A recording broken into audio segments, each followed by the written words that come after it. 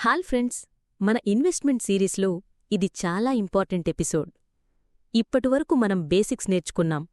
ఇప్పుడు అసలు డబ్బులు పెట్టేటప్పుడు మనం తప్పకుండా గుర్తుపెట్టుకోవాల్సిన కొన్ని గోల్డెన్ రూల్స్ గురించి మాట్లాడుకుందాం.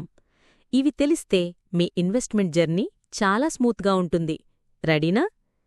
మొదటి రూల్ ఏమిటంటే, చిన్నగా మొదలుపెట్టండి. కొత్తగా ఇన్వెస్ట్ చేయడం స్టార్ట్ చేసినప్పుడు పెద్ద మొత్తంలో డబ్బులు పెట్టకండి. కొంచెం అమౌంట్తో మొదలుపెట్టి మార్కెట్ని అర్థం చేసుకోండి. ఎలా పనిచేస్తుందో చూడండి. ఒకసారి మీకు కాన్ఫిడెన్స్ వచ్చాక నెమ్మదిగా మీ ఇన్వెస్ట్మెంట్ అమౌంట్ను పెంచుకోవచ్చు. గుర్తుపెట్టుకోండి, తొందరపాటు అస్సలు వద్దు.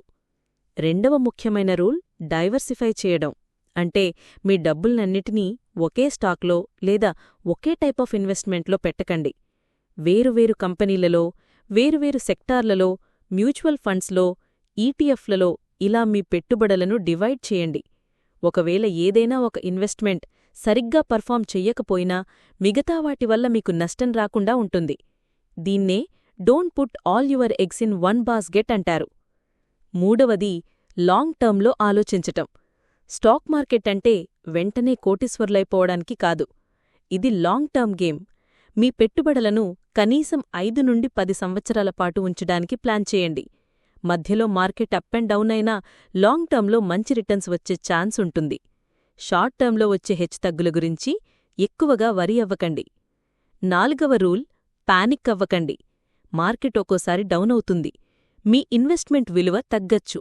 అలాంటప్పుడు చాలామంది భయపడిపోయి ఉన్న స్టాక్స్ అమ్మేస్తారు. అది చాలా తప్పు. మార్కెట్ డౌన్ అనేది మళ్లీ పైకి లేవడానికి ఒక ఛాన్స్ అని గుర్తుపెట్టుకోండి. ఓపికగా ఉండండి. లాంగ్ టర్మ్ మీద నమ్మకం ఉంచండి. చివరిది కాని చాలా ముఖ్యమైనది, మీరు స్వయంగా రీసెర్చ్ చేయండి. ఎవరో ఏదో చెప్పారని గుడ్డిగా ఇన్వెస్ట్ చేయకండి. కంపెనీ గురించి, వాళ్ల బిజినెస్ గురించి, మార్కెట్ గురించి మీ సొంతంగా తెలుసుకోండి. మీకు అర్థం కాని వాటిలో డబ్బులు పెట్టకండి. చాలా ఇన్ఫర్మేషన్ ఇప్పుడు ఆన్లైన్లో అందుబాటులో ఉంది.